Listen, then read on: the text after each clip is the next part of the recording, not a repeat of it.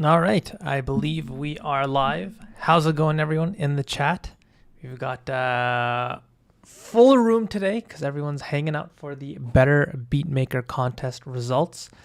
Hopefully, you guys are all doing good here. We'll do the stream as usual, so I'll announce the winners at the top here. I do have some news that I want to share as well. And yeah, we'll do some reviews of all these beats here that were submitted for the contest. We'll have a nice little hangout, and then 2 weeks from now, we will have yet another stream going back to the typical assignments to help you guys improve. Micah sounded good. Thank you. Let's do a quick audio test for an actual beat here.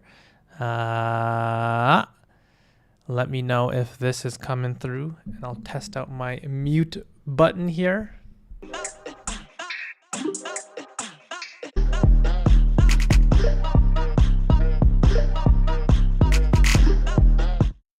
So let me know if that's coming through. But yeah, hopefully you guys enjoyed this contest. I always love doing these as well. So we decided this year we're going to be doing 3 this year as opposed to the typical 2. Audio solid 2. Thank you, Cora. Yeah, so we're going to be doing 3 this year. The next ones are going to be in September. But yeah, thank you guys for submitting and participating. These are always great checks to see where everyone is and like how much progress you guys have made. And I'll just say right off the top here, like, I remember the first time we did one of these for the People's Champ Award. There were like 2 beats that were sort of like the runners, like, or I guess they ran away with the votes. But then this time around, the voting was very, very even. Like, I think almost all of the beats, maybe not all of them, but a huge number of the beats got at least 1 vote. Which is interesting because, like I mentioned, like the very first time we did this, I think like 2 of the beats got like something crazy, like 60-70% of the votes just all in those 2 beats. This one, like, a lot of you guys made beats that other people found to be their favorites, and it's just cool to see that, like, you know, a lot of the people that were have been in the program for a while, you've all made progress and you're sort of finding your voice and able to make beats that is someone else's favorite beat, and it's not just like 2 people that are running away with it easily. The competition, I'm basically getting to say this, that the competition has gotten stiffer and stiffer because you guys have been getting better and better at making amazing beats. So that's interesting to see. That's the first thing I want to say. Secondly, we'll start with a little bit of news. All the beats were good, able to be used, in my opinion. So many great beats with so much variation, says Red Octane. Yeah, it's definitely a lot of quality beats for sure. So a little bit of news. I just added almost an hour of new stuff into the course. It went live this morning. It's around 50 minutes of videos. It's just 4 videos. It's something that people have been asking for a pretty long time.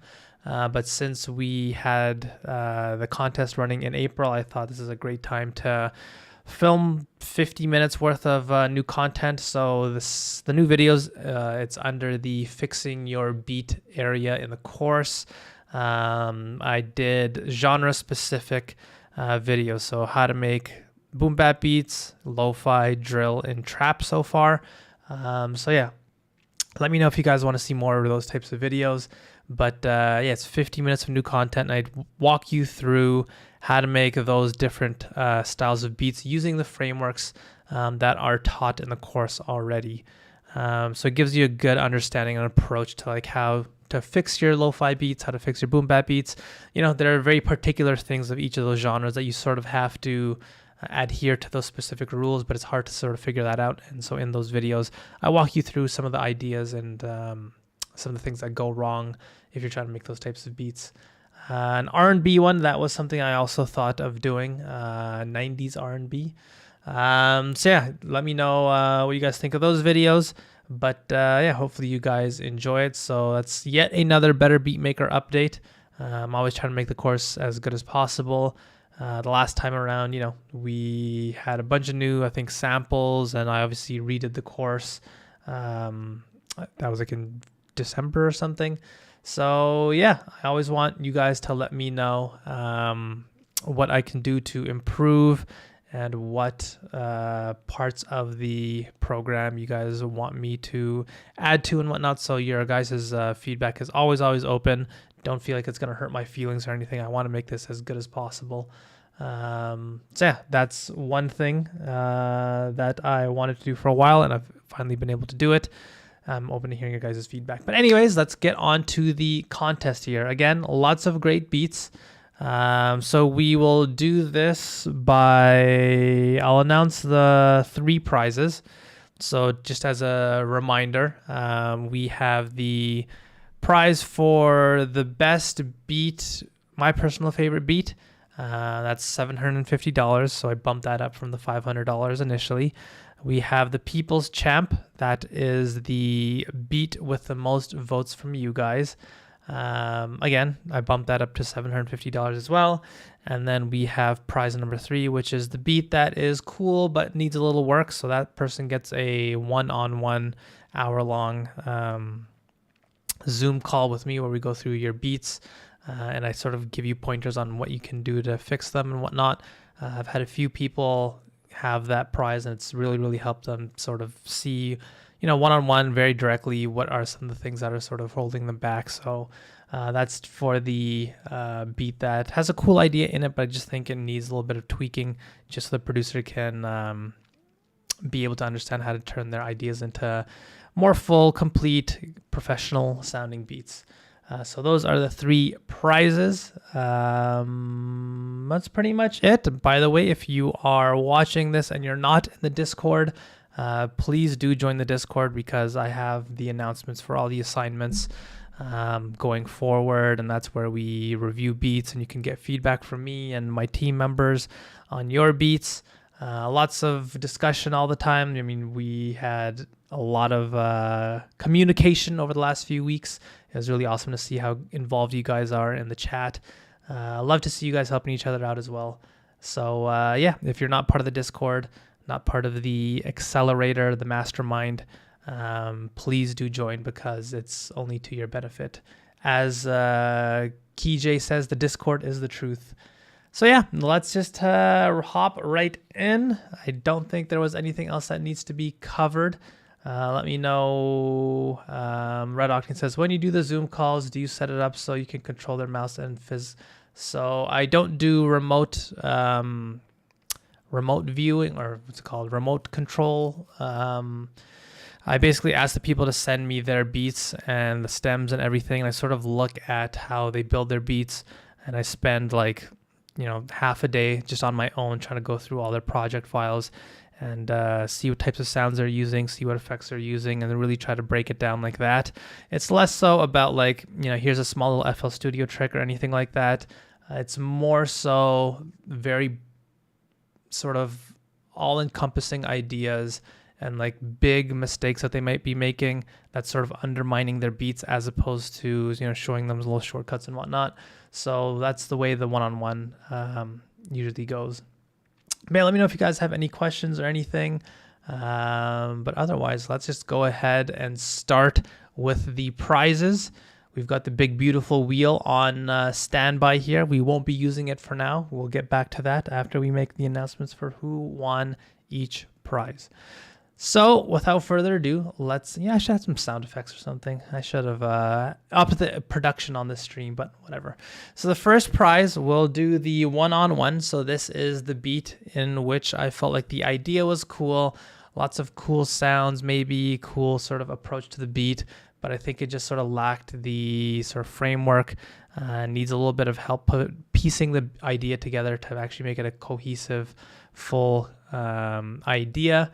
And so the winner of that prize, if I go into this list here, again, we had 58 submissions. Someone submitted like I think it was, I don't know what it was. It was like a Discord link, and it was like one of those ones that hacks people. I almost sent that out, so I apologize. I don't know who that was. Someone has the link to the assignment, and they've been submitting like viruses or something. I don't know. Anyways, the person who won the one-on-one prize is Chris Dov 9342. So let's take a listen to his beat. And congratulations to Chris on winning the one-on-one prize.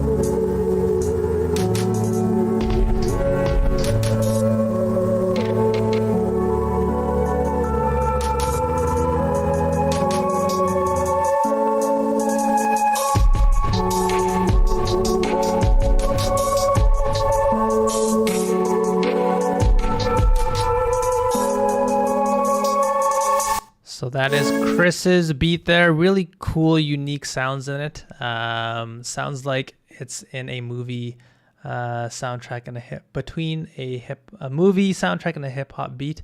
Lovely, slightly overpushed textures in this track. I love the atmosphere of this beat. Great sounds and emotion. Those low strings hit right in the feels. So good. Fire.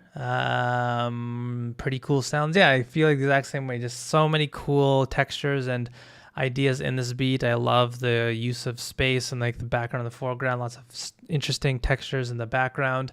Croton says, I'm gonna start working with strings like this. Awesome.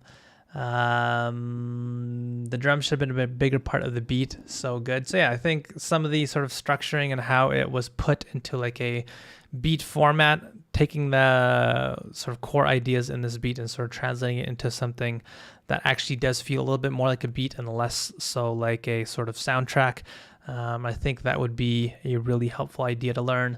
So yeah, congratulations to Chris. I'm excited to sit down with you one-on-one and talk about your beats and hopefully help you work on them and help you progress. So congrats to Chris on that one. Awesome job.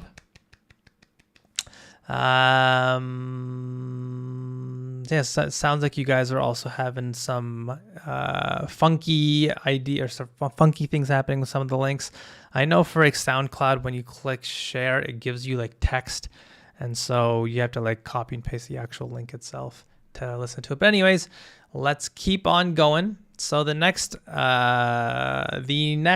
prize is for the People's Champ Award. So like I mentioned, this was a very, very close vote. The competition seems to be getting higher and higher for what beat is the sort of standout. There used to be like a few handful of producers who would be like runaway contenders every single time. Now it's gotten much, much more even and close. Tons of you guys had beats where someone else felt it was their favorite. But the person who had the most amount of votes, what are you guys saying in the chat here? The person who had the most amount of votes is someone who we all hang out with every 2 weeks. He always shows up to the streams. It is our good friend, Jay Sherb. Congratulations to the Sherb man himself. He is the winner of the People's Champ Award. So let's take a listen to this beat here.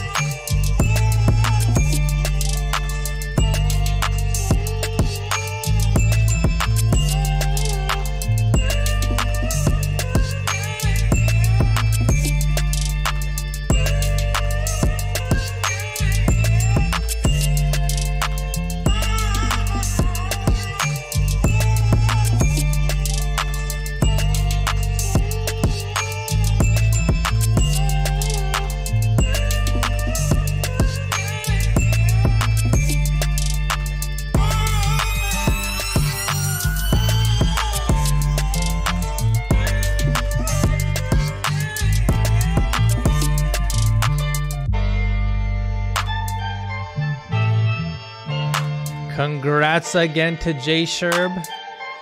The chat agrees this beat is a heater. Lots of people are saying it's in their top 3. The sample, the groove is nice. The sample chop is crazy. The drops are hard. So Sherb says this is actually the first beat he submitted to one of the sessions. So is this, did you redo it since then, or was this literally the exact same beat?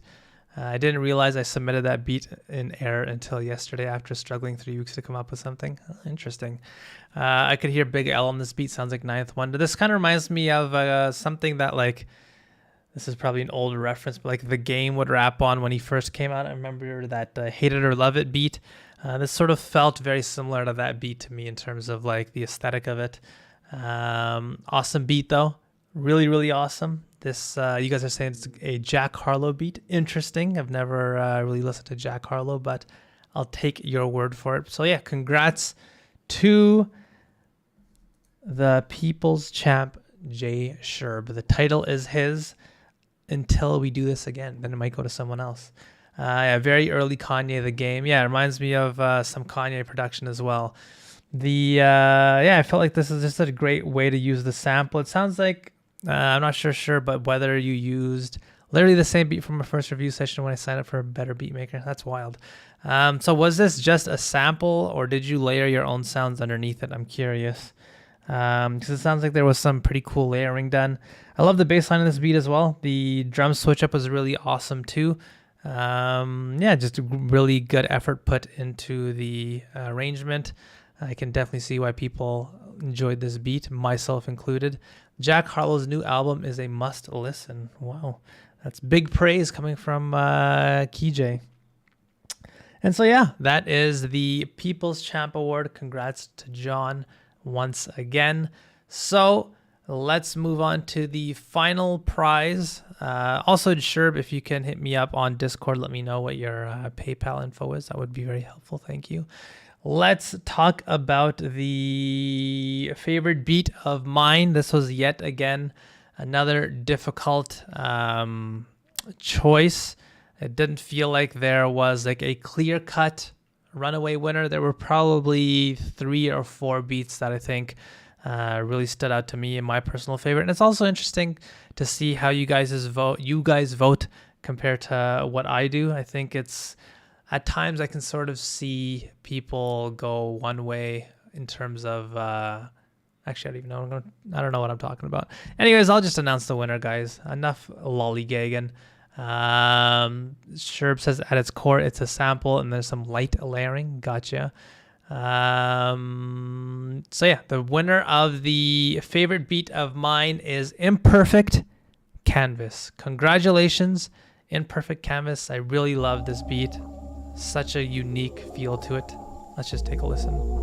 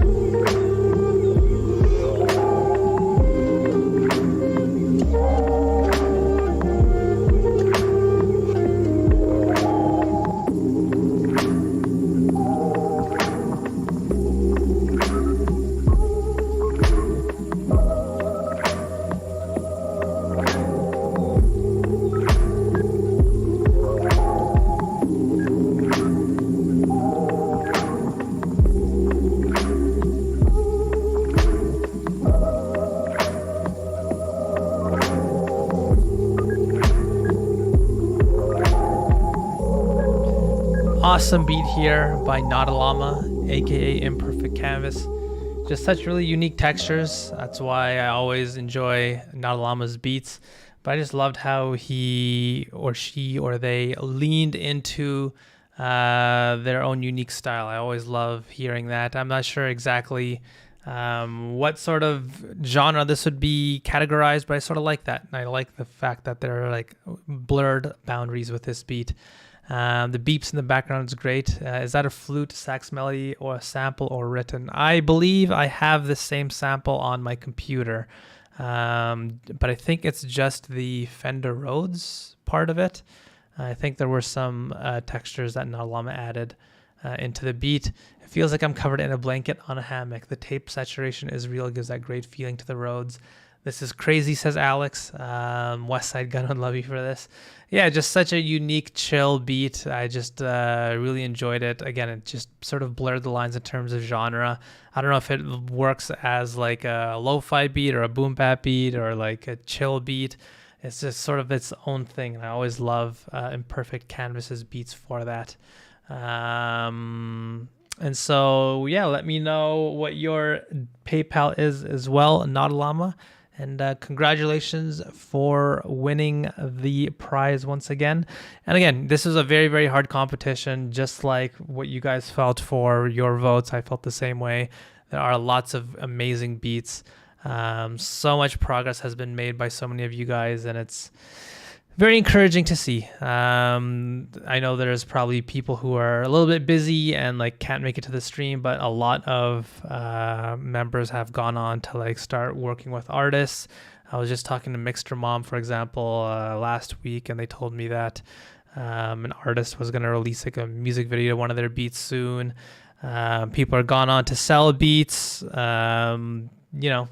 sort of got what they needed from Better Beatmaker. And sort of have gone on to do some really awesome things. And it's always awesome to hear you guys make that progress. And hopefully you guys got what you wanted out of the course and it's really helped you. And based off of, hearing where you guys started for many of you and where you are now with your beat submissions, makes me feel good that hopefully Better Beatmaker is the thing that has helped you as much as it has in getting you to where you are today. So let's just go ahead and listen to some more beats. We'll do some feedback here. And I'll say that a lot of these beats probably don't need that much feedback because so many of you guys did a great job. So yeah, let's just go ahead and spin the wheel. And we'll have a nice little review session for another hour and a half. And then we'll get back to business, go back to the assignments. And like I mentioned, we'll have the next contest will probably be around September. And until then, I'll be busy working on whatever you guys need me to for the course. And just as a reminder, there is almost an hour of new content in the course. Under the Fix Your Beat section, there's 4 new videos on how to fix your boom bap beats, lo-fi beats, drill, and trap beats. So please go ahead and watch those if you struggle with any of that. Better Beatmaker is the best course I've seen, and I've been in other courses. Thank you so much, KJ. I've had a lot of people tell me they've tried all the other courses, and Better Beatmaker is the thing that really, really finally helps them and really connects all the ideas together. And I think it's because, I'm not someone who's a trained musician. I haven't had like years and years of music experience, and I sort of understand beat making in a different way. And I think that really relates to a lot of people who are coming from the same boat. A lot of the guys on YouTube who make tutorials, a lot of people who have courses, they sort of teach through the very conventional means of like, here are scales, here are chords, and they go down that path. But I think what makes Better Beatmaker easier to understand is that I have this sort of different conception of beat making. I think it just works with a lot of normies just like you and me.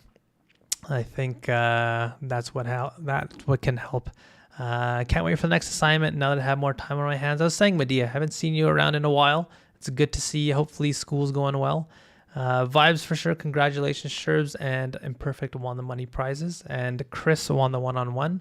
Other courses, you're just a number. Yeah, I think that's another thing I sort of try to really push in terms of what makes this course different is that, for a lot of courses, you pay them money and they just send you a bunch of videos. And at that point, it's sort of just like paying for YouTube. With this one, I want to add more, give you guys like tons of, free samples, discounts on plugins, but also, the community is just so amazing. You guys are always there for each other, and I'm always hopefully there whenever you guys need me as well.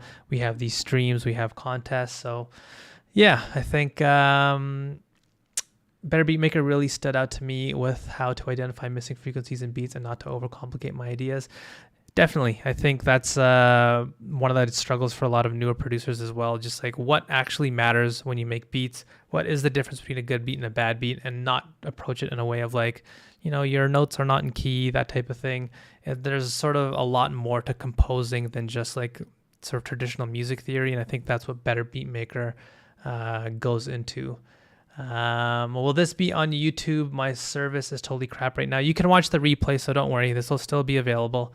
The community and access to talk with everyone and with you helps so much. The course material is awesome, but you also have assignments and live feedback. Yeah, I want to make sure to keep you guys involved and push you guys to learn. Definitely. I should have never gambled my rent money at the casino. Yeah, feel free to share your guys' top beats if you'd like as well. Last month was crazy for me. The beat I submitted was made. First beat since December. Wow. I really enjoyed your beat too, Medea. I enjoyed a lot of your guys' beats as well. So we'll start going into the beat reviews here. Here we go. Let's spin this wheel and let's hang out for another hour and a half, listen to some awesome beats, and we'll have a nice little Sunday stream here. Mark Swevers, I apologize, is the first beat we'll take a listen to. Mark, here we go.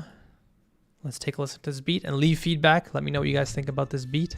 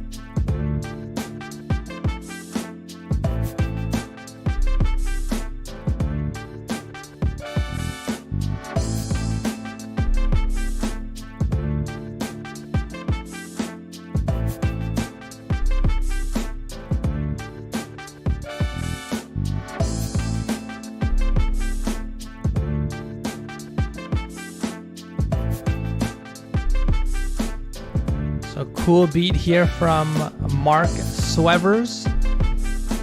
We've got I don't know, would this be classified as like a, I wouldn't say it's a West Coast beat, but it sort of is. Yeah, really cool, relaxed, vibey beat there. Great job in building the foundation for the beat. Just like a great fundamental progression in the beat. The textures that were used really fit into the aesthetic of like that sort of chill beat as well. The instrumentation on this beat fits really well together, says Grizzle. I definitely agree there. The execution and idea are fantastic, says Creed, but the intro is a bit long and it's a bit repetitive. Beautiful variations throughout the beat, great arrangement. I think Red Octane mentioned something that stood out to me as well. The horns were great. I thought the pattern itself for the horns and the brass were great, but he mentioned that it felt like a little bit was missing in the mid frequencies. I definitely feel that way with like brass and like strings are like some of the hardest instruments to use, because to get them to sound sort of legit and authentic and like more live, you really do have to do a lot of like layering and using multiple different presets and like stacking in different frequencies in order to get them to feel actually real, especially with this type of beat here where everything does feel like sort of cleaner, polished, and it does have that more sort of live aesthetic. It's not meant to sound like a sample by any means. It's not meant to sound rough and like degraded like a sort of traditional boom bap beat. And so with the horns there, it would probably require a little bit extra work. But nonetheless, like I mentioned, like the beat is still clean and very good sounding. A lot of the textures fit in with the aesthetic really well. The sort of core idea is really there and strong as well. So good job to Mark on that beat for sure. Great beat, says John, just feels a bit thin. So I think a little bit of saturation probably could have helped this beat, a little bit of compression on the master too, just to build out some of the, or sort of pull some of the sort of secondary sounds in the beat and get them to be a little bit more emphasized and sort of sit in the beat a little bit better. I can see this beat being placed though because it's clean as F, but that snare is spread out. I watched a video on how Hope by NF was made, and the producer mentioned he layered something like 18 string samples. Yeah, it's seeing how people compose like traditional orchestral music. It's just like, geez, so many different instruments and sounds just to do like one pattern. It's pretty impressive.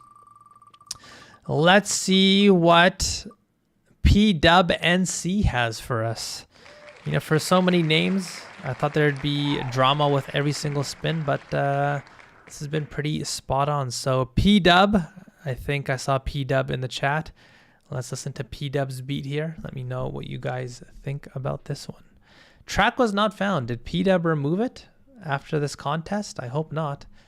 P-Dub, if you're still in the chat, feel free to or something. I'm not sure what happened to P-Dub's beat there. How about we listen to Xavier's beat? Okay, that was drama. I thought that was Zelox for sure. Xavier Cortez. Let's listen to Xavier's beat here. I'm not gonna let Ric Flair kill. I will be fast forwarding through this vocal if that's all right. With a lethal dose of poison.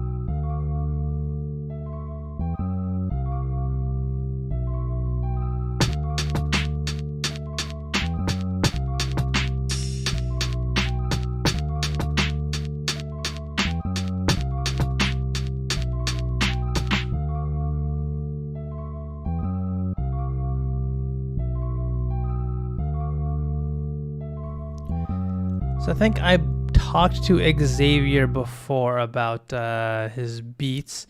So something that you guys probably picked up on as well. So I'll just first say that like I really like that sort of cool piano in the background. Just like Status says here, love the piano in the background. Is that a sample? Really cool idea, sort of core texture to use in the beat to sort of build around. But I think it was Xavier who I talked to before. When it comes to building your beat, I've seen producers before where they build like the entire verse section all in one pattern, and then like the entire hook section all in one pattern, and they do so without paying attention to like whether the notes line up on the grid, and they sort of don't pay attention to like BPM. So I think that's exactly what happened with Xavier. So you guys probably heard, for example, listen to when the loop sort of turns back around. You'll hear that it sort of gets cut off.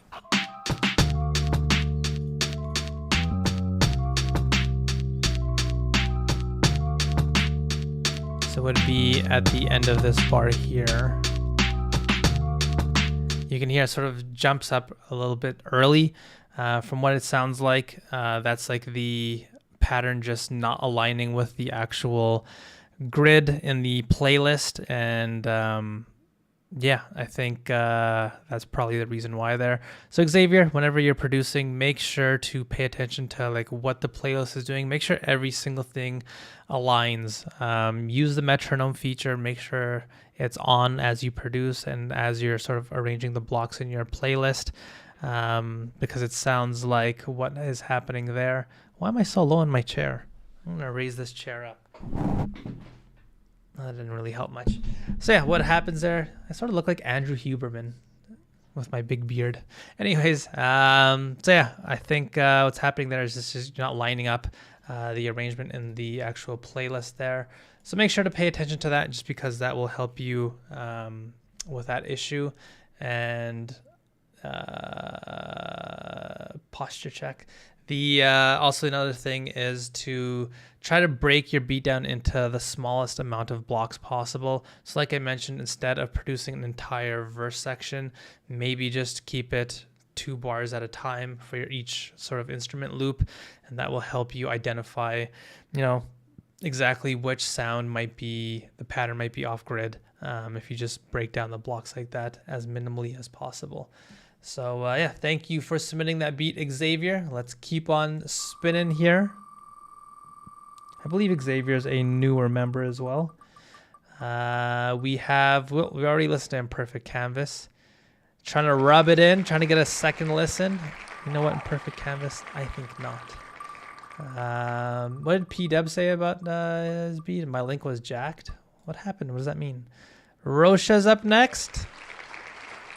We've got a beat from Rosha, a BeatStars beat.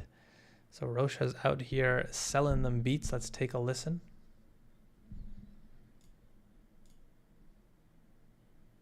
My internet is quite slow. I apologize for that.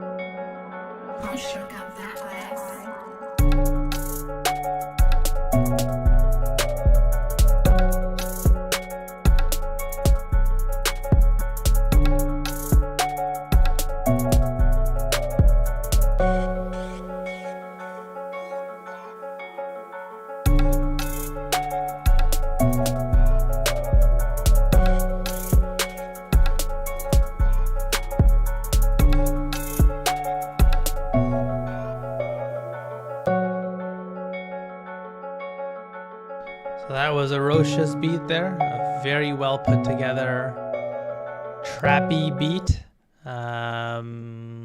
Let's see what you guys are saying here. Rocha has the smoothest trap beats. That's more of a Gunna type beat than a Future beat, says KJ. Sweet perk, baby times Gunna. Good vibey track. The guitar reminds me of the Last of Us soundtrack. Love the git arp. I believe that's guitar arp. But I wish the drums had more punch and some overall low end would help too. P-Dub, can you send it to me in the Discord? I don't think I'll have access to my email in the stream. I really enjoyed the patterns in this beat, but I wish there was more variation tonally. Maybe pitch the ARP up, ARP down an octave for a section. Interesting. It's a good point. Yeah, the 808 should knock more with this type of beat. Like that one, says Anthony. So yeah, I think I really love the sort of core loop construction of the beat. That very arpeggiating guitar with that sort of ethereal bell as well. Really loved it. I love the use of like space and depth in this beat. Such good textures, and like the way they're processed really gets them to sit in the beat very, very well. The core sounds especially. To your guys' point, I think I also wrote down what you guys are saying. So KJ says the 808 should knock more with this type of beat. I did feel as though the 808 could have used a little bit more thump, or maybe just a sort of more dominant kick in the beat overall. It did feel as though the low end could have been, adjusted a little bit. I also noticed that there was this sort of horn that was sitting all the way in the background. If we take a listen, I think it was around here, right there. This is something that always stuck in my mind in terms of like whether I know a sound in my beat is something I should include or not. I remember Rick Rubin talking about how they had an approach to Yeezus that was a little bit particular. I'm not saying to use this every single time, but he said that if they added a sound into a beat, in any of the beats in Yeezus, what they would do as a test was to like bring it up to the forefront, sort of don't make it wet, don't add reverb onto it, and make a judgment call in terms of, does this still work in this beat if it's loud and upfront? And if it doesn't, then they would remove it. And I often found myself thinking of that a lot of the times because I would sort of stuff the beat with like these small little textures, and I'd be like, all right, I'm just going to throw this into the background. I found myself not really liking how they sounded, but instead of like doing the extra work and like getting it to make sense and like think about whether this is actually contributing to the actual overall loop, and like whether or not the pattern that I've built actually makes sense rhythmically or musically, I'll just be like, you know what, this doesn't sound that great, I'll just throw it into the background. And I sort of feel that's what happened with this horn sound here. Like it's very, very pushed in the background, but it doesn't feel like it's actually adding anything. And so that's a cue that I personally use every once in a while, of just like, with all these small little sounds and these little details that I add into my beat, I'll sort of turn off all the effects and be like, if this was a little bit more dominant, would I still like it? Would I still want it in the beat? Is it still doing something? And if not, I end up removing it, and that sort of helps me declutter my beat.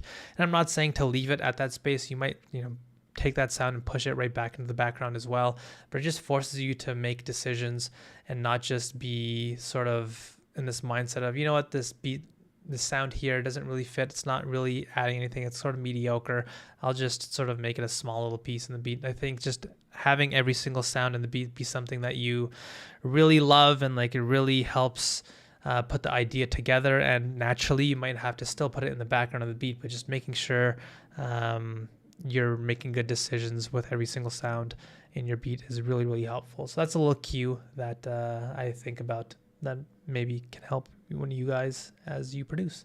Distort that baby up. The right distorted 808. The right distorted 808 is so key to recent beats. I didn't really realize it had the horn. Yeah, you can barely hear it for sure, but it sort of stood out to me. I was like, that sort of sounds a little bit awkward. But other than that, I think every single texture in this beat was phenomenal. Really enjoyed this beat, Rosha. Really, really well done. Yeah, I think that's the only thing that jumped out to me as something that you might want to adjust with the beat. Otherwise, it was very, very well produced. P-Dub, did you message me yet? We have my Discord is frozen, maybe. Oh, there we go. All right, so P-Dub, let's take a listen to P-Dub's beat here, since he did earn a spot by getting rolled upon.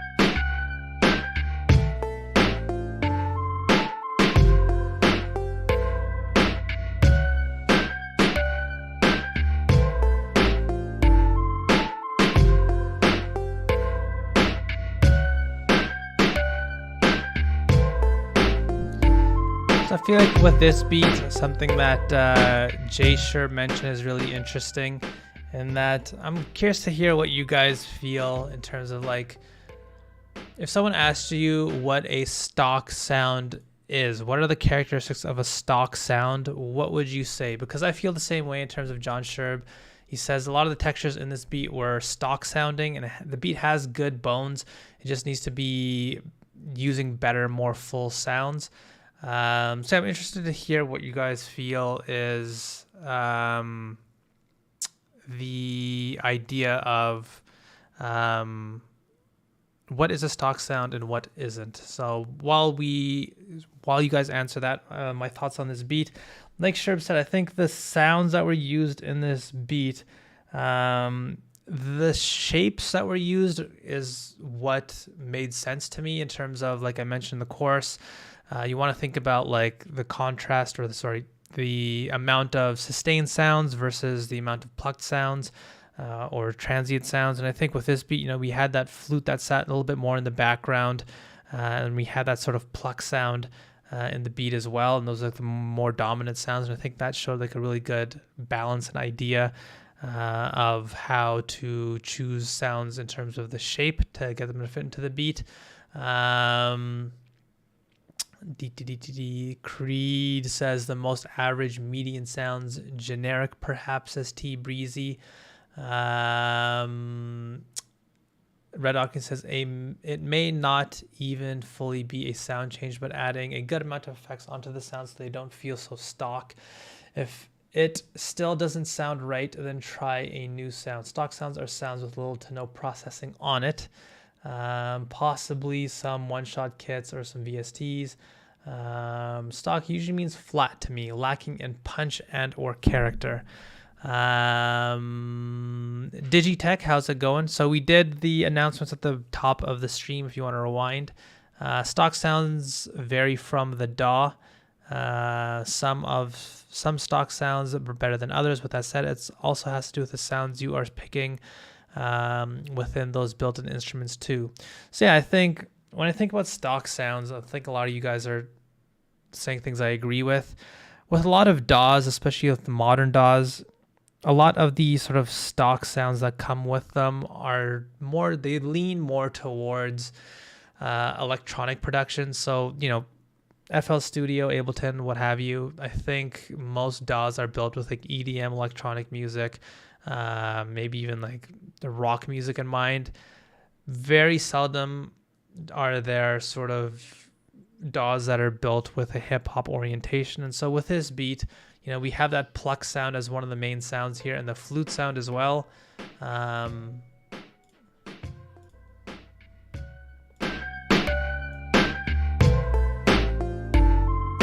But when you listen to the sounds that are used here, are these sounds that would traditionally, typically appear in a hip hop beat? That plucky sound, it doesn't feel as though it would. Like I think one of you guys mentioned, this sort of has like an 8-bit feel to it. With the flute as well, with a lot of hip hop, a more natural, real acoustic sounding flute is something that's more often used, not the sort of more electronic type of textures that are used with the flute in this beat, for example. Red Hawkins says, I feel lacking character is a great way to explain it. So yeah, I think, flutes themselves, for example, with this beat, flutes are something that are commonly used in hip hop, but it's a certain type of flute, something that sounds a little bit more authentic and real, as opposed to something that sounds a little bit more sort of computerized. And I think a great way to think about it, I think I mentioned this in the last YouTube video that I put out on like 3-6 Mafia types of beats. A lot of those beats, they did have a little bit of a stockier feel to them. Like, for example, when they had pianos in their beats, it didn't sound like it was from a real legit piano recording that, you go to Keyscape, for example, that's a plugin that costs like hundreds of dollars, and they have like tons of piano samples that sounds like a legit piano. Whereas there are sort of other sounds that feel like they are like an electronic version, a sort of synthesized version of a legit sound. And it feels, there's a reason why, like, for example, Keyscape is like 60 gigabytes or whatever it might be, and like FL Keys is like 3 megabytes. It's not a legit sample that you're hearing with FL Keys. It's a sort of like a version of a keyboard that doesn't sound actually real and natural. So I feel like that is a sort of thing that you want to keep in mind. So PDEB mentioned that he uses a mix of one-shots and plugins. And I'm curious to hear what one-shots you're even using, because if it's the...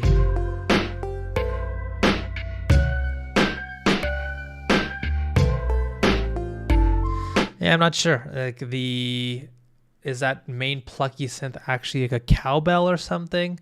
Even the flute in the back.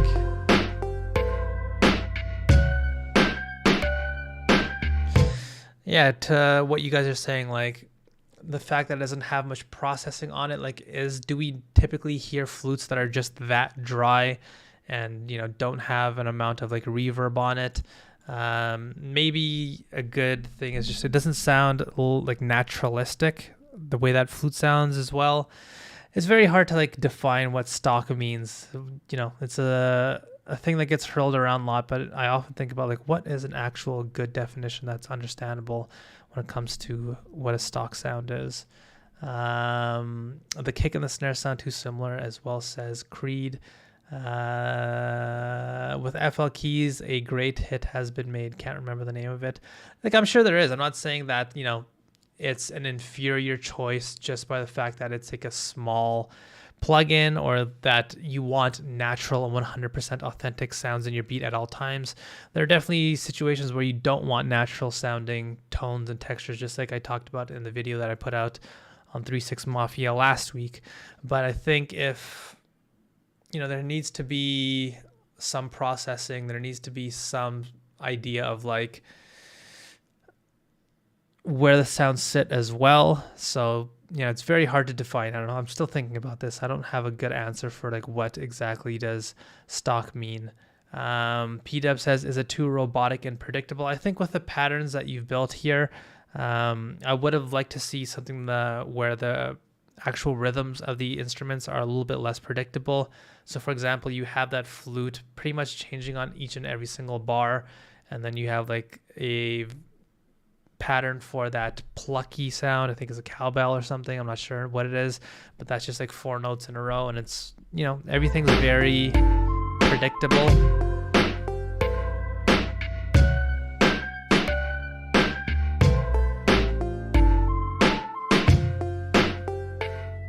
So yeah, I think I would have liked to hear a little bit more rhythmic variation, push things off so they don't start or end on each and every single bar or half bar. I think that would have been helpful as well. Learning good sound selection is something that takes time also, says John Sherby. Yeah, and I think it also depends on like what is the idea you're trying to build as well. It takes time a lot because like you sort of have this idea of like what your sound is in your head, but how to achieve that sound and like how to select sounds that really help you build that idea is something that definitely takes time as well. But yeah, I think like John said, there are bones in this beat that make sense, and there are ideas in here that show good beat making decisions. Just like I mentioned with the shapes of the sounds that were chosen here, it's not as if we have like tons of super highly sustained sounds and the beat sounds overly crowded. I think PDAB is showing some good beat making decision making in some contexts. I think what I would say in terms of like next steps to take, I think playing around with effects is going to really help open up a lot of things, especially creative effects that will help you with like delays and reverbs and whatnot. Those are definitely my go-to whenever I have sounds that I'm sort of unhappy with where they sit. You can really change the characteristics and make things sound very, very unique, a little bit less common comparatively. Yeah, and maybe I guess that's like the most sort of on the nose definition of like what stock means, which is that it's just like widely available to everyone. Like everyone who uses FL Studio has availability to FL keys. And so just by nature of all of us hearing them so often when we're starting using the beat making programs, maybe that's what makes them lose the sort of appeal. Yeah, it's hard. I want to sort of think about that a little bit more, like what exactly makes stock sounds so unappealing to so many producers. And maybe it's just one of those things where it's just like a producer thing. Maybe most people don't care whether something sounds stock or not. Yeah, I'll have to think about that more. Let's spin it up though. Let's listen to another beat. Because like the Soulja Boy song, that was all stock sounds, wasn't it? And that was like the biggest hit. Deleg is up next. Congratulations to Deleg on getting his beat reviewed. Let's take a listen to Deleg's beat here.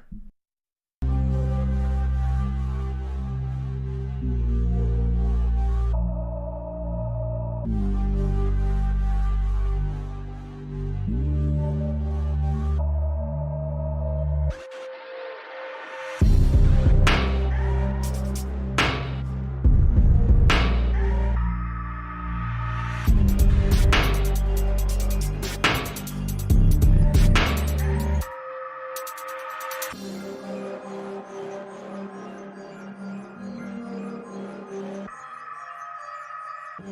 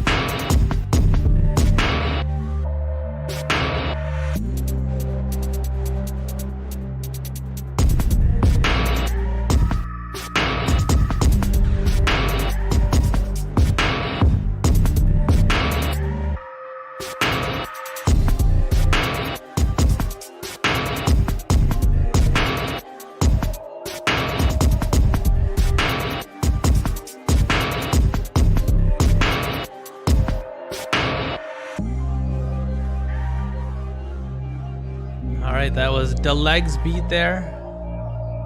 Really awesome beat. A lot of people are saying this was in their top. This is definitely a highly acclaimed beat for me as well. Let me see what you guys are saying here. Tight beat for sure. Was in my top 5. His sound selection is crazy. The progress I've seen from you has been awesome, says Red Octane 2 Deleg. This is in my top 5. Also says P-Dub. The drums in this beat spank. It gives me a Kanye West feel. Always building out dope loops. The arrangement is also top tier. So yeah, I think this is exactly how I felt with Deleg's beat. I remember when Deleg first came into the program. I think what Red Octane mentioned about the progress has definitely been phenomenal. I think this beat compared to like maybe even as soon as like the last beat Deleg submitted for one of these has been a huge jump as well, just because with Deleg, something that I commonly said is that he has a very good foundation, very strong at building loops. And oftentimes I would feel as though the loop had a lot of personality, a lot of character. But what Deleg would do before was that he would just use, you know, very conventional ideas around the loop with the drums and the bass.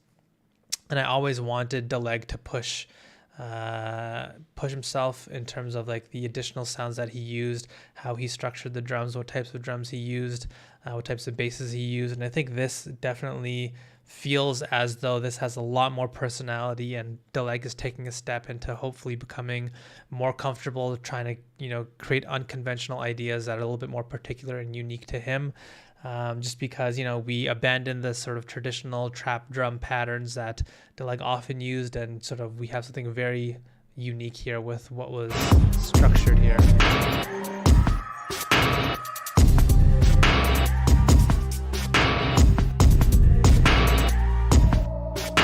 Yeah, just the small amounts of little textures as well. The way the bass is sort of used to create a lot of, just a lot of like, what's the word I'm looking for? Just, yeah, like a lot of emotionality. It's not just like a hard hitting 808 as usual. It's just like something that has like a density to it. Just really love this beat. The snare was like it stands out in a lot of ways, and I want to say that like when you use a snare that is sustained, you might want to think about maybe shaving off some frequencies, just because, you know, the snare is just very, very large, especially with the texture that was used here, just because it has that static tail at the end. I think that was the only thing that jumped out to me as like something that might want to adjust. And I think using the sort of vocal trick to recalibrate just how upfront that snare is could help. But nonetheless, really, really love this beat. Again, a lot of people are saying it's in their top 5. I think it was probably in my top 5 as well. Maybe, I can't remember what the actual number is that I gave it. But nonetheless, up there for sure. I love to see that Deleg is walking closer and closer to doing, sort of taking more risks and putting more personality into his beats. He's gone from like a very strong loop maker, and now he's taking a step into composing full ideas that are his own as well. So awesome job, Deleg. Love to see it. Love to see the progress. Good job, my friend. And I hope you're not late as usual with the future assignments, my friend. That's the one thing that we want to fix. GKO is up next. Here we go, GKO. Let's take a listen.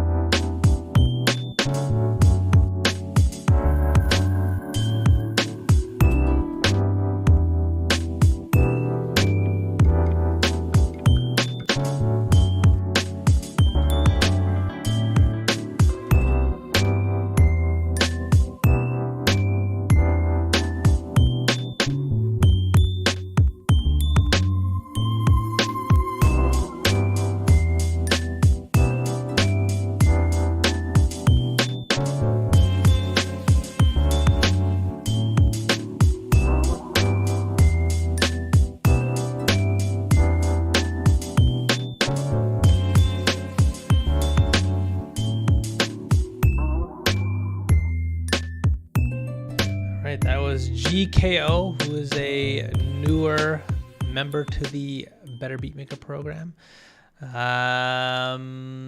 Nave's music mentioned. So I sent the email out before about whether your name was on the list. I'm not sure whether you got that in time, but yeah, I'm not sure what happened there. So yeah, I sent out an email. I think it was on Wednesday to double check to make sure your name was on the list.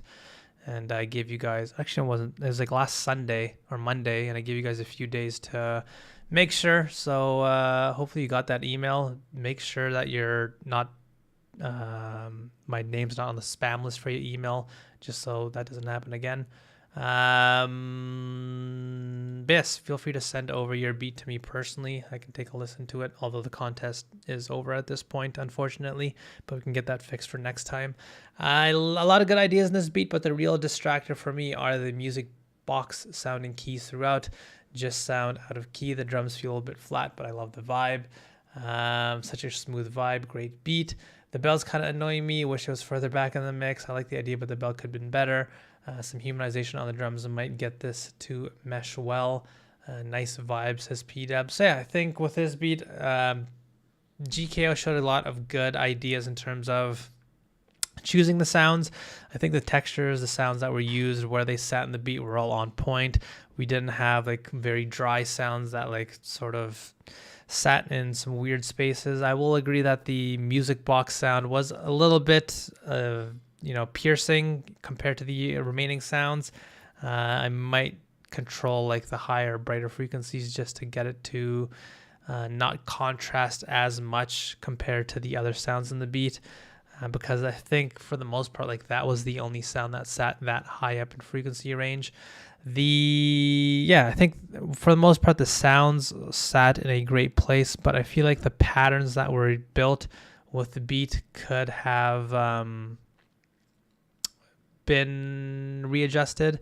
So Red Octane says, I feel cutting some of the highs and a healthy amount of reverb on the music box would help them chill out a little. I feel overall it worked well together. I think the patterns, so like I mentioned often in the course, is that like if you have too much complexity, that's how you get like overcomplication and things don't make sense oftentimes. And with the patterns that were built for like the bass, that bell pattern, a lot of the smaller samples, and there was like an organ that was hard to hear, but nonetheless it had a very dense rhythmic pattern to it. Oftentimes that's like a recipe for disjointedness fundamentally. I feel like that's what we got here. So just like John Sherby says, just some of the sounds are a little bit out of key, and I think that's part of the reason why just so many sounds are moving in so many different directions and are not really, moving the same direction as other instruments, and like they're doing different things and they're not like necessarily used as a layer. They're all have their own unique pattern, and once you add enough of those, especially when you first start out, that's a disaster for that's a recipe for like a disastrous pattern that doesn't really fit well. And so what I mentioned in the course is that like if you have one pattern that's a little bit more complex, a little bit more dense, a little bit more high in movement, it's a good idea to start simplifying other patterns and not make them as complicated, just to avoid this issue here. Because like I mentioned, the sounds themselves, they're sitting in a good spot. I just think the patterns that were built felt as though they were just like a series of random notes as opposed to something that really helps push an idea forward. So yeah, I think just simplifying those patterns could really help that beat overall. All right, GKO, like I mentioned, a newer member. So let's take a listen to 260 beats. All right, the very first beat on this list. Let's take a listen. We're soldiers, Soldiers don't go to hell. It's war. Soldiers, they kill other soldiers. We're in a situation where everybody involved knows the stakes. And if you're gonna accept those stakes, you gotta do certain things. It's business. Soldiers. We follow codes, orders.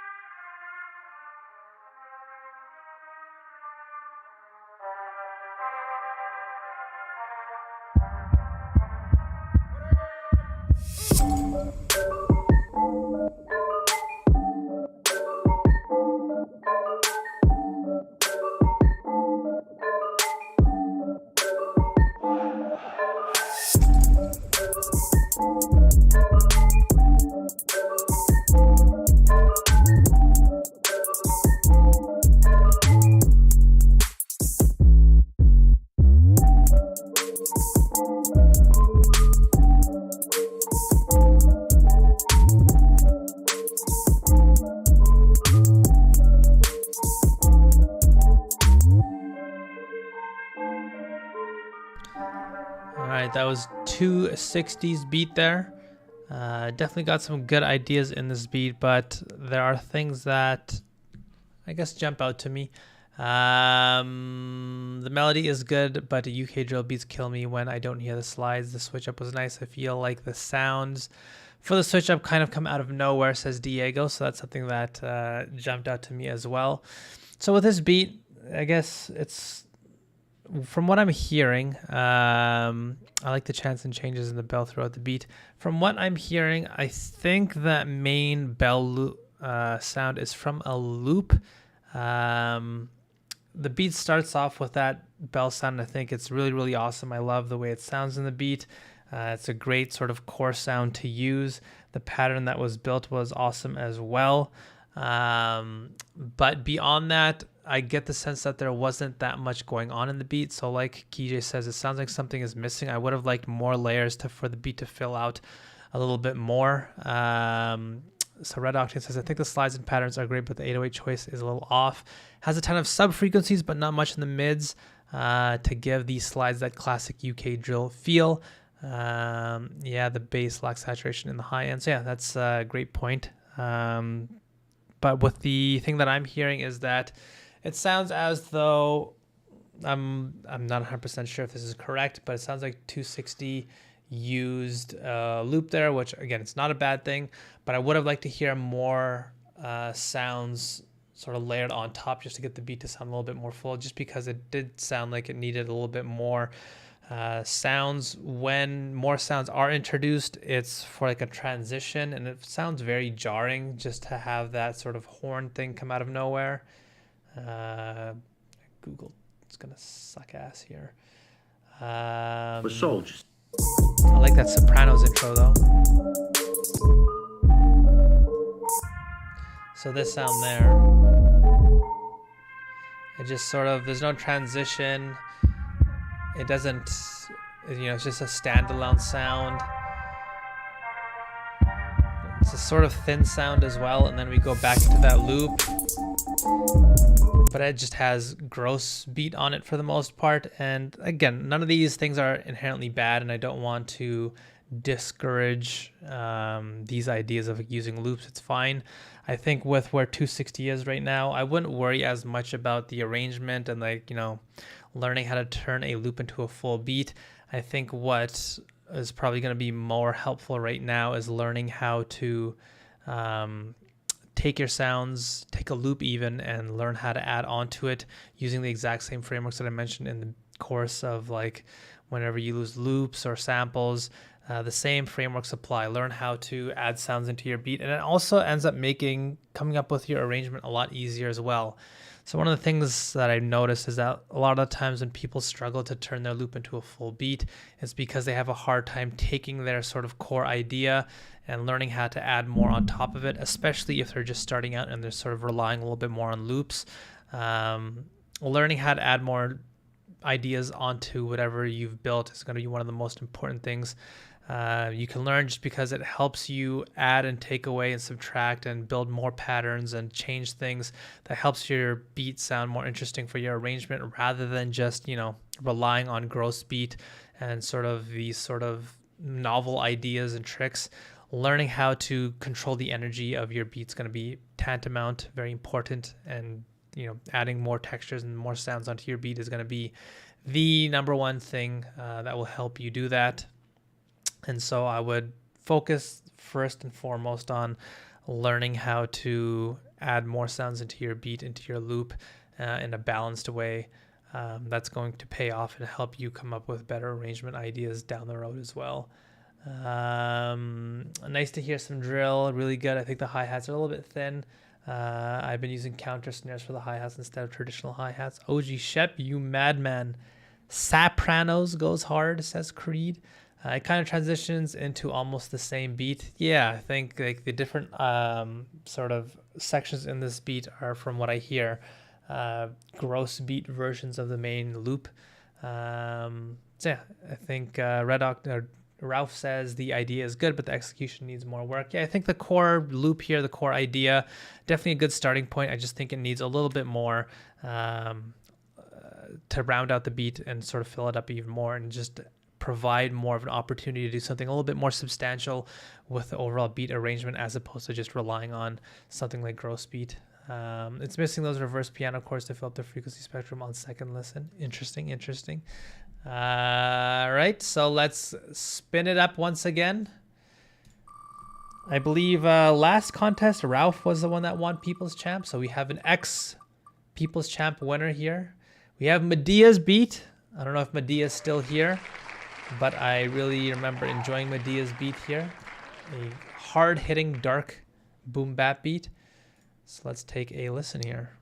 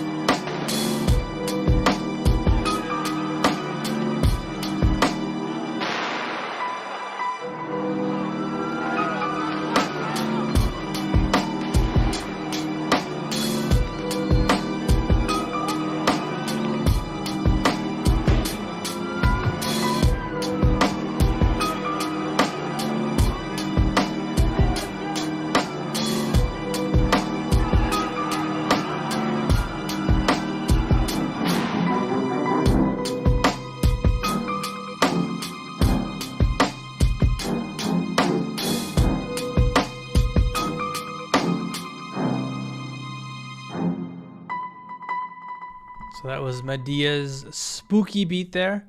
What's this word? Kikatrice? Sounds like a type of bird, perhaps. Man, this is so good, so dark and eerie, and I'm here for it. Medea is still here. Awesome. I love this beat. The vibe is wonderfully dark, but those tension strings just went on a little bit long for me. The drums lack power, says Ralph. Very sinister and cinematic, good sync placement for a video game. I like how much frequency fill up with the crowd sounds and such, but I need bass in my life. I'm sorry. I can't help but feel the energy is relatively the same throughout the beat. Great job of keeping the dark aesthetic without it feeling muddy. Still has a very clean mix and spectrum. Frequency spectrum is filled wonderfully. Pitch it to square annex. That was killer, says P-Dub. So I think with this beat, I think Medea did a great job of one of the things that I mentioned earlier on the stream, which is very hard to do, getting your strings to sound good. So you could hear that the strings that were used here had like multiple layers and they weren't just the exact same sound used just copying and pasting. It sounds like different patterns were built for different strings as well. And yeah, it just takes a lot of effort to get them to sound good. And I'd imagine that that's something that Medea probably had to work on a little bit more, but I think they sound very good here. I think the amount of string layering was awesome.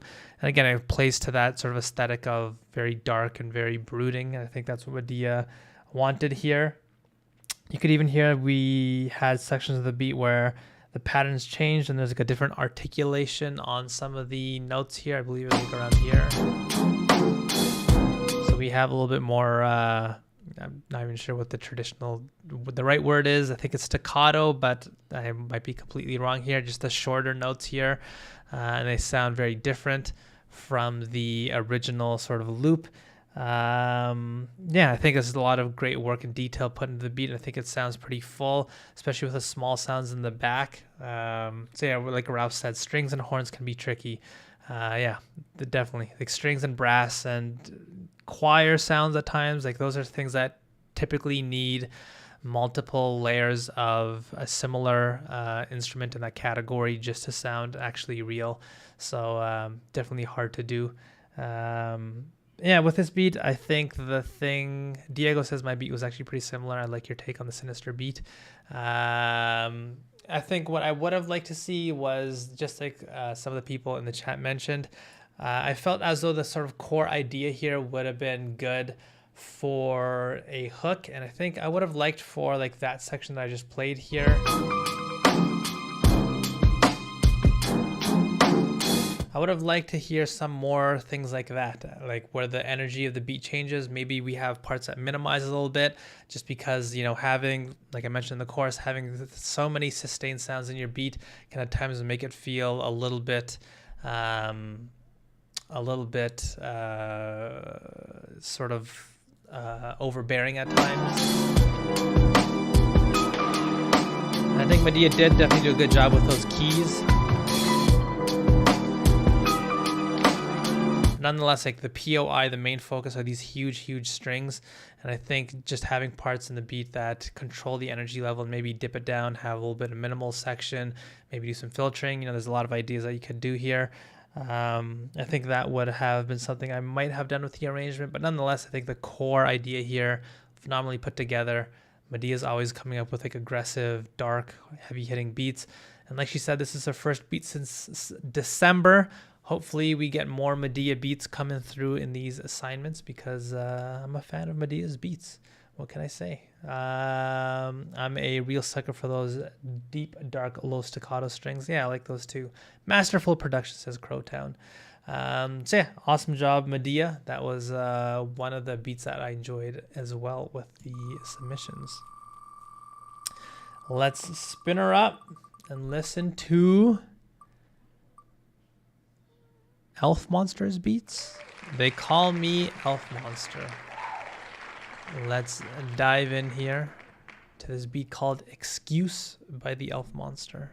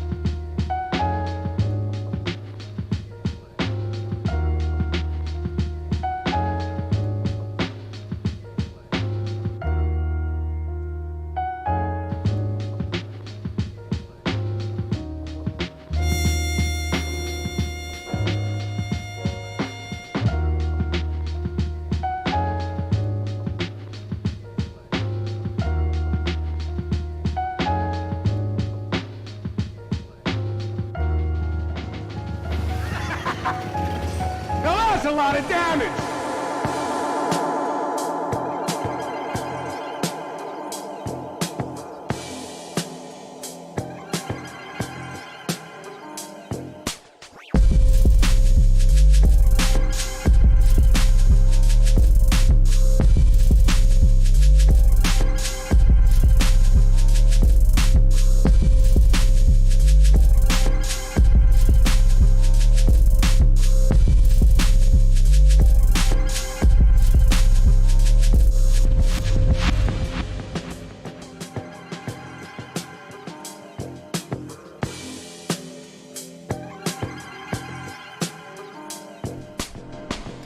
right, that was Elf Monster's beat there. 2 beats in one deal, basically. Lovely subway vibes. I like this one on my top 3. Nice little lo-fi jig. That horn is too piercing, says Diego. I can hear J. Cole on this. I really like this one. The switch up is tight. The switch up is ridiculous, says Diego. So yeah, I felt the same way about this beat. Really, really awesome. Love the lo-fi and the take on the Alchemist sample. Yeah, I remember the Alchemist using that sample for a Nas song. Was that a Nas song? I can't remember. I like both sections, but they feel very disjointed, says Red Octane. Love the sample, but the drop lacked enough power. The mix needs a lot of work too because the drums don't come through in the first part. I think I definitely agree with both of those points there for sure. So what I wrote down here was that, for one, I really liked the first beat in terms of the chopping. I think the way the sample was chopped here, it created a really, really great core loop. One of the things that I hear oftentimes with a lot of these jazzier samples is that there's just excessive chopping, and like it becomes like an exercise of how many chops can I fit into the loop. But with this, you know, there's just, I think, maybe 3 or 4 chops, and that's all it needs. It comes up with like a very effective core loop here.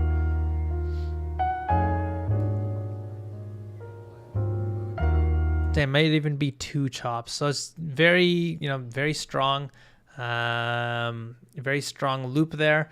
I think, as Ralph mentioned, thicker drums could have been definitely helpful. So once the drums do come in,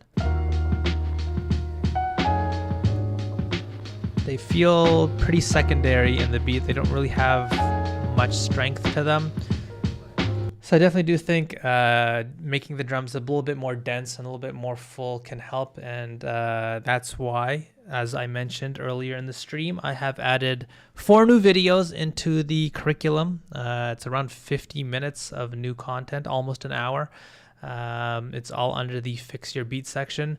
And one of the things I talk about in that section under the boom bap video is, you know, with boom bap, traditionally drums are going to be a much bigger emphasis, and so to get your drums to sound thicker, you know, there's going to be the typical ideas of layering and whatnot. But I also think that using New York compression, which is a technique that I'll show you in that video, is really, really helpful. Something that I do very often with boom bap beats, and I think that's something that can definitely help Elf Monster with this beat. And I think beyond that, if Elf Monster did that, this beat would sound really, really full and amazing. The horn that does come through, I agree with, I think it was Diego, it sounded very, very piercing. But one thing that I do want to say is that I agree with Ralph in that the transition, while I do like the second beat that came in,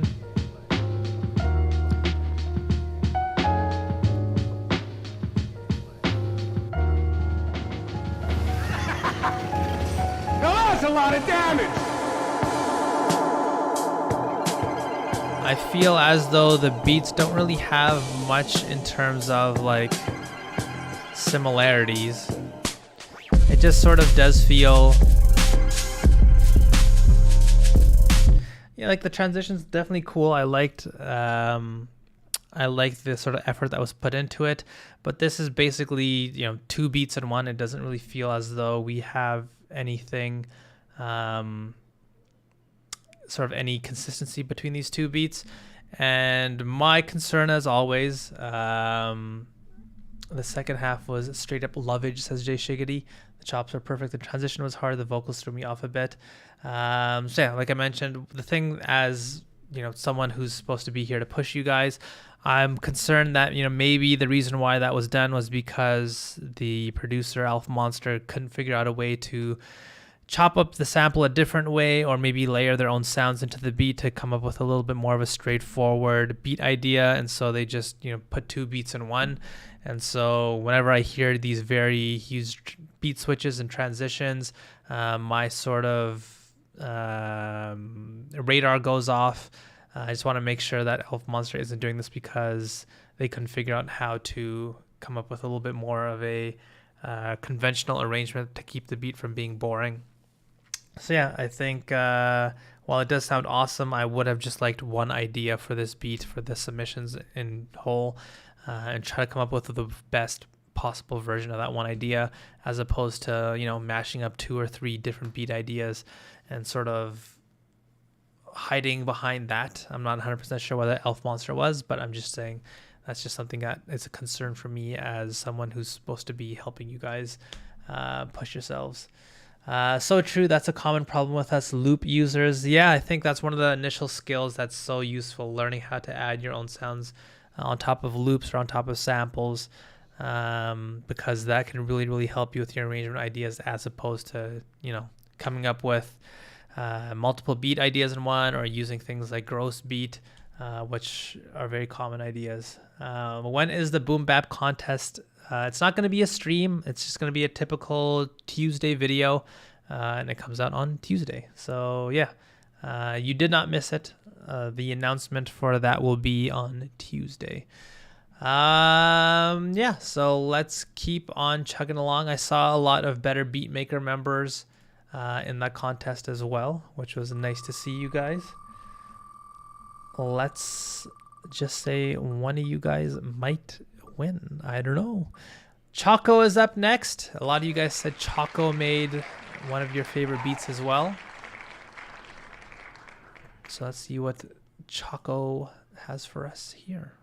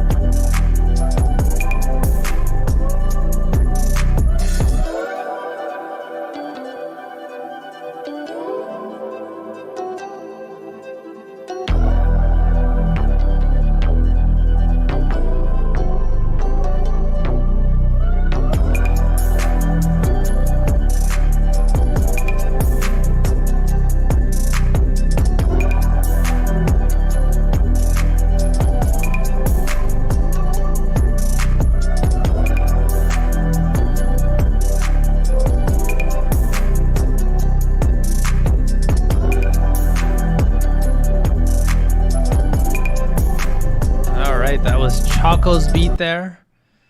And I want to say I do apologize with all the confusion here. I see some of you guys are mentioning you thought this was the Boom Bap Box stream.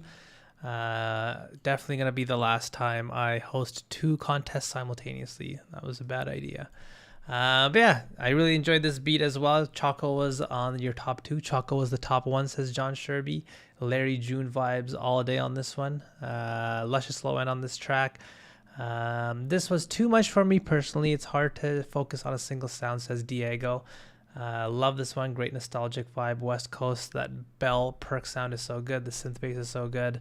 The synth bass made the beat. Feels like a journey on Rainbow Road. This would be a good for a video game sync. That waveform though maybe could use a little bit more dynamic range, but I still dig it. I do feel it's a little bit distorted, says Red Octane. The mastering tool squeezed it a bit much, especially looking at the waveform. So yeah, I think I definitely agree with you guys. Enjoyed this beat. I really love all the small textures and layers in this beat. Lots of detail. Lots of work put into the sort of core idea. I love the sort of West Coast feel, that bass, that sort of vocal texture at the very beginning of each loop. Really, really awesome. That's why I enjoy the BB community. You get some real criticism, not someone going, this beat sucks, bro. Yeah, I think all of us really, really care about improving ourselves and each other's beats. And I think that's why we put so much effort into it. And then I think, yeah, that's not something that I want to encourage either, of just like slam dunking on people and roasting and stuff.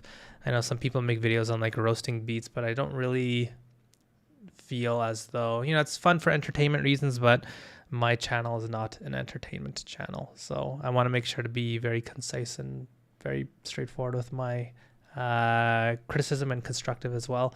So yeah, with this beat, like I mentioned, I really love the layers, but to your guys' point, I do feel as though, you know, you can even see from the waveform, a lot was squeezed out.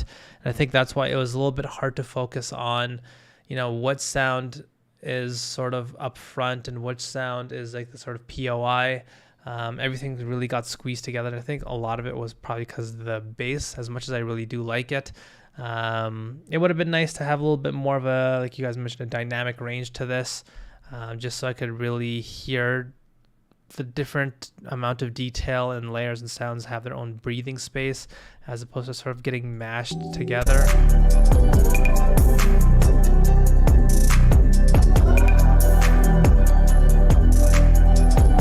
Like, it doesn't sound too bad, I will say. Like, it doesn't sound like sounds are getting completely drowned out.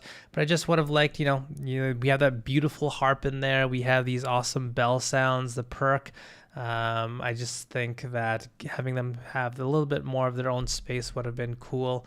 But that's a little bit of a nitpick on my behalf, I would say. We're here to learn, not to be roasted. Yeah, I think definitely, that's definitely the case. And so yeah, I think this beat was really, really awesome, really well done, definitely in the top contender for me too. I think just having an arrangement where we had, you know, ups and downs a little bit more, playing with the dynamics, and maybe even having the compressor on the master ease up a little bit, just so we can have a little bit more of that sort of dynamic feel to the beat, could have helped as well. Even with the squash, the kick and the bass are playing nice together. Yeah, I think all the sounds, you know, they sit in the right space. They're doing the right thing. I don't think that there were any mistakes in terms of like sound selection, pattern creation, any of that really. I think Chaco did a phenomenal job across the board. Someone come across the Rich House Reviews channel. What is that? Do they just be mean to their listeners and viewers? Yeah, we'll do one more, and I just want to say once again, thank you guys so much for let me know if I've cut off or something. Sorry, let me know if I am still alive, people in the chat. I don't know what's going on. All right, so I am back live. So yeah, like I was saying, my OBS cut off there. I apologize. Yeah, I think even for the assignments, if we can figure out some way to gamify it, would you guys like prizes for that too? Maybe we do like best beat of the month type of thing, and it's only for people who've submitted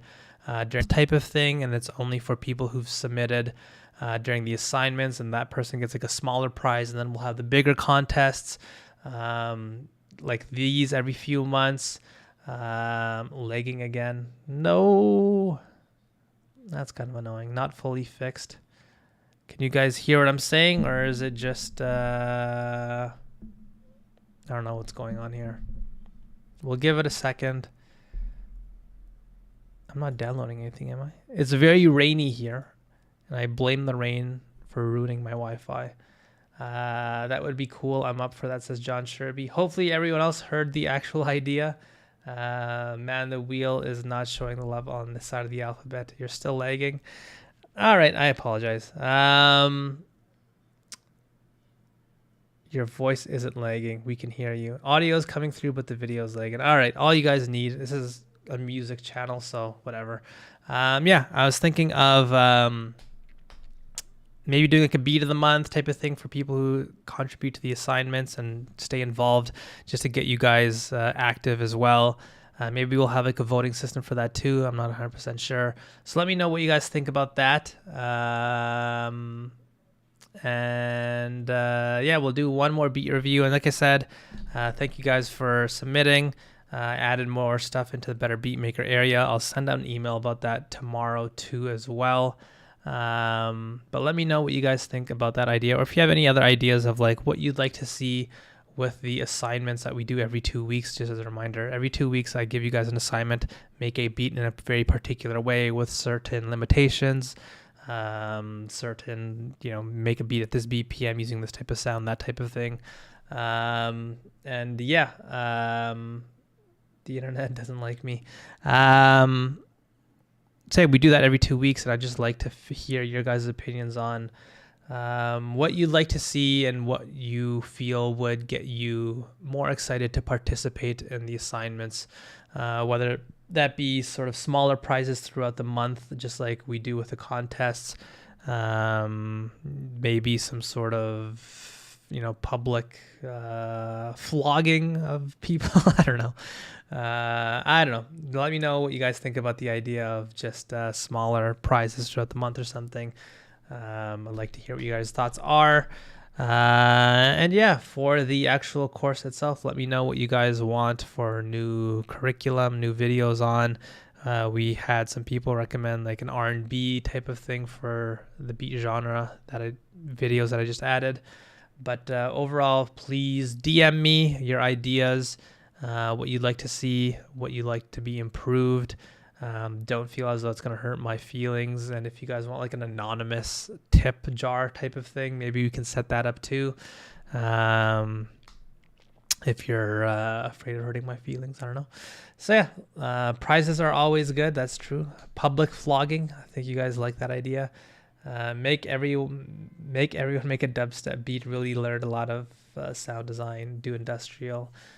Those are good ideas. I often do find that I've learned a lot from doing other genres. But anyways, let's do the last beat, and then we'll call it a day, guys. Here we go.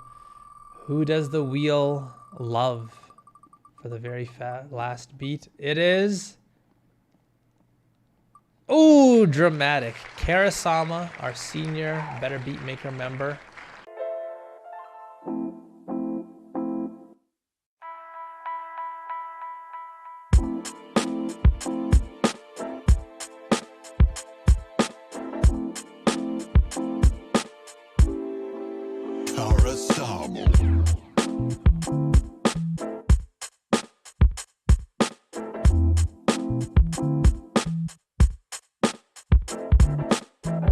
Wait, did I spin it already? Am I goofing up? My bad.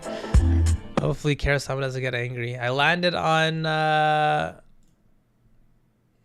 bad. I apologize. I didn't mean to betray you guys. Who did I land on last? What's your name in the wheel? I gotta do him last now. Oh, my leg's asleep. I think that was from the last beat when he deleted it to show you. I thought you spun it when it froze. I did not spin it when it froze. Is that what you guys are saying here? What's going on? From the time when it froze, I did not spin it since then, since the very last beat that we listened to. So I do not think that's what happened here. You know what? Let's put this to vote. We will put a vote on. How do I send a vote again? Start a poll. Who should I review?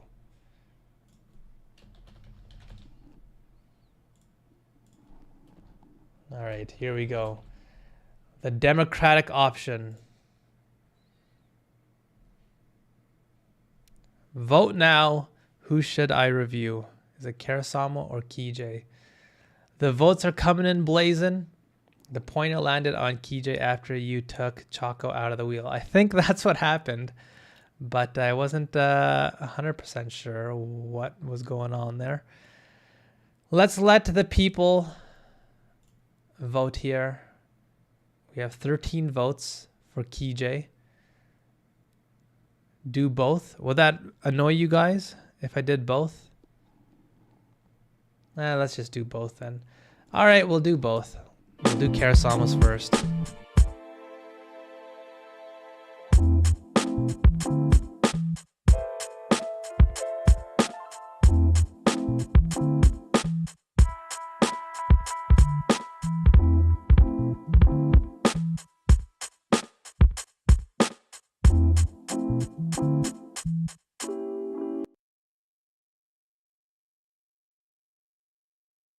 Great, now my internet's dying again. When YouTube freezes, that's when you know you got trouble.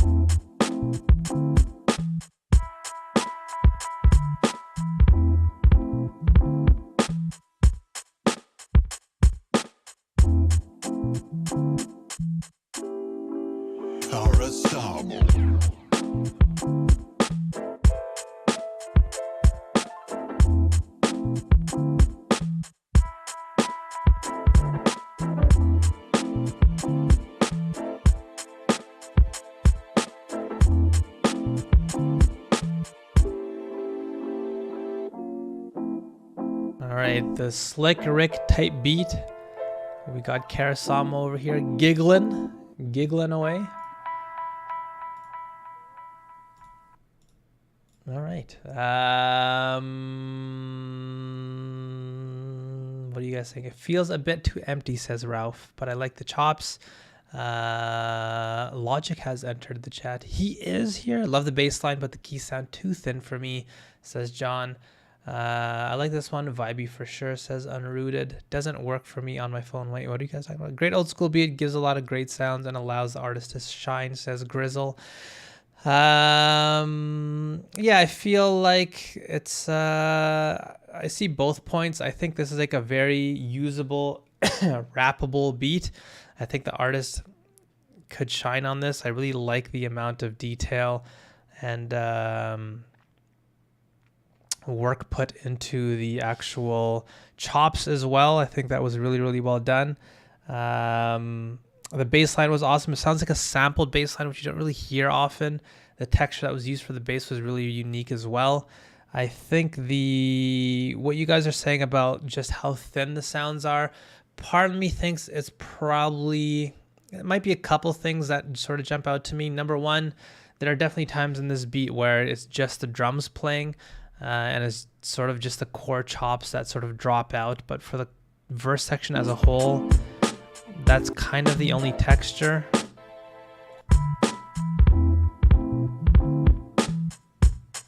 So here we have a section where it's just drums. And then other than that, it's just those sort of stabs with the Rhodes.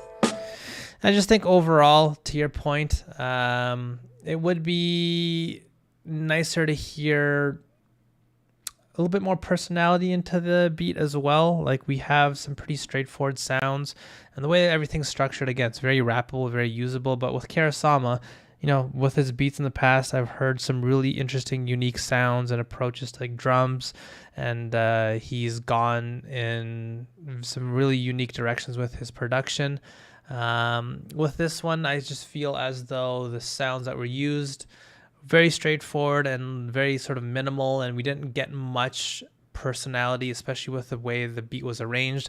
At times it was just like drums playing with like maybe one extra sound. So yeah, I think that's something that, you know, I'm probably a little bit harder on Karasama in general, just because he's one of the senior Better Beatmaker members, and you know, he's someone who in the past has won both prizes at once. I remember that contest where he won both the People's Champ plus My Favorite Beat. So he's definitely capable of making amazing beats. I don't think this is like a inquisition on him by any means, but I think with this beat, I just would have liked a little bit more personality and some sort of unique ideas. But this, I think, could just be Karasama making a beat that's a little bit more rappable, just because he's starting to sell beats now on his website and whatnot. So, you know, this just might be more of a business decision rather than trying to like come up with a flex type beat or anything. All right, let's get since I was bullied into reviewing this last beat, we have Cherokee J, who I will review next, and I'm going to roast him. I'm not going to roast him.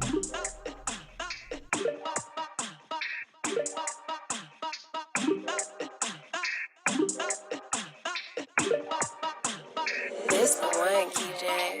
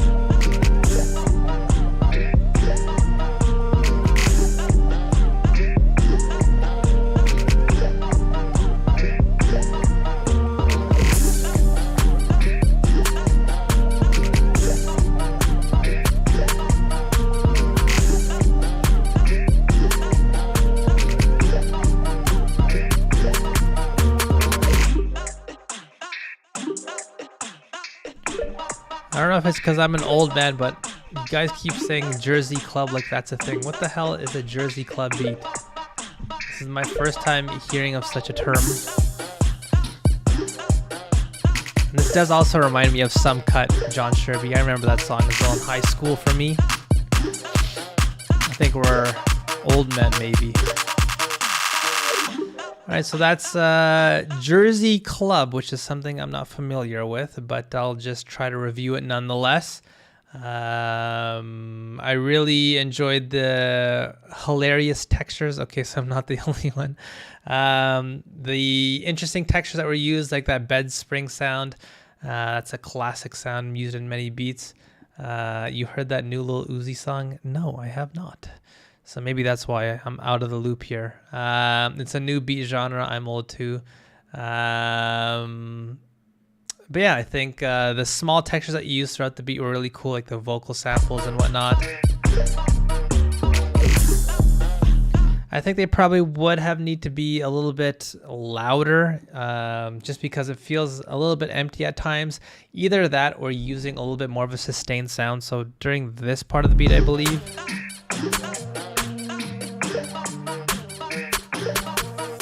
You have that tiny synth that's in the background. I think just using something a little bit like that throughout the majority of the beat could have helped, just because when it's just that sort of huge 808, plus the vocal sample and the squeaking, it's just a tad on the empty side. So even if you maybe took the vocal textures and maybe that sort of upward synth and added a little bit of reverb and maybe use the tail as the way to fill up space in the beat. So like take the reverb, track it out to its own send, and then maybe just really emphasize the tail, or sorry, the reverb, and like maybe compress it. That could have been a way to fill up space in the beat. Interesting idea. I am missing out on the Jersey Club fire, so maybe I'll hit up the club and ask the kids what the Jersey Club's all about. So I appear to be cool to everyone. Glad I dropped this beat to introduce a new genre. Can we do another one too? All right, we'll do one more spin just so we have no more controversy on how this stream ends. Listen to I Wanna Rock. I'll get banned from YouTube if I do that on the live.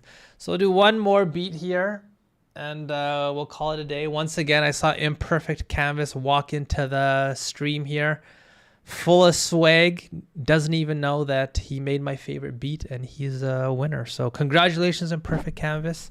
You did well on your beat. You might want to review the stream if you want to see me listen to it, but you are a winner, my friend. And we will end on Satis beat. Satis's beat. So here we go. Final beat of the day.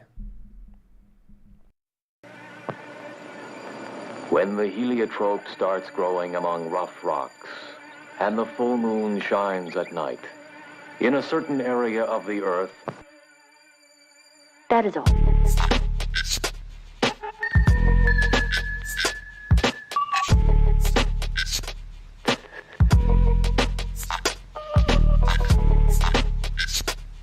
Unfortunately, I cannot choose Ralph Beats.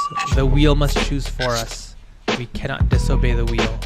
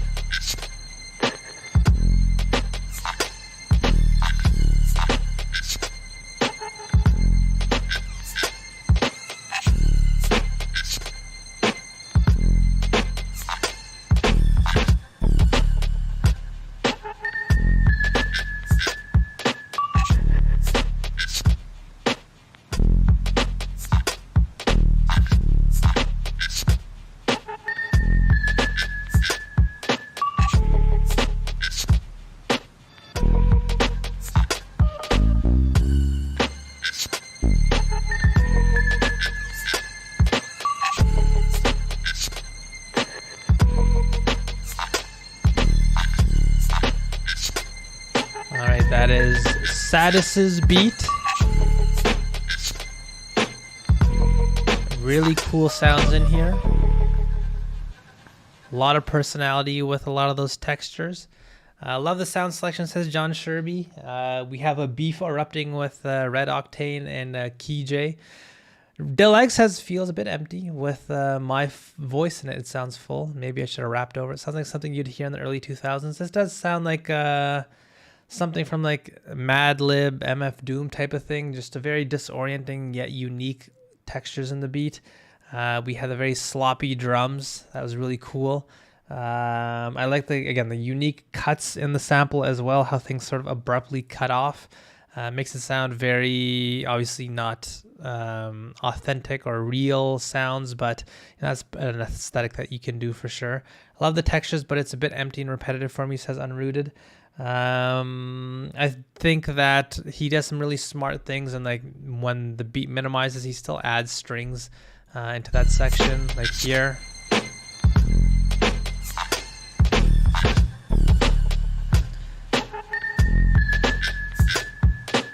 But yeah, I think like you guys are saying, I can definitely see why you feel it's a little bit empty. I do think that if there was a rapper on this, I think they'd have to have like a large presence and really carry the beat, just because there's a lot of like negative empty space. And I just dropped my pen, so this is definitely going to be the last beat because I don't know where it went.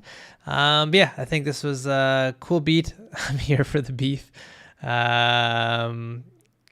The textures were awesome. This is definitely one of my more favorite beats as well, just because a lot of unique textures that were used, a lot of character in it. But I do agree that like I would have liked for there to be a little bit less negative space in terms of how much parts in the beat were just very, very minimal. And yeah, I think that's a good way to end the stream. Rest in peace, Pen. It's somewhere down there, but I would not, I don't want to find it. So we will end on this. Thank you once again, guys. Imperfect Canvas and John Sherb, please hit me up and DM me, and we'll get your guys' prizes sent over probably tomorrow. Pen drop is the old man's mic drop. Absolutely. And I am an old man, so it works perfectly. So yeah, hopefully you guys had a good time, and hit me up on your guys' feelings on what you want to see in the course. Please DM me, and what we can do to make the assignments more encouraging and bring in more people. I think it's always awesome to have the community as involved as this stream. Definitely a fun time here. So yeah, hopefully you guys have a good rest of the weekend, and I will see you guys in 2 weeks for the next stream. Bye bye. Peace out.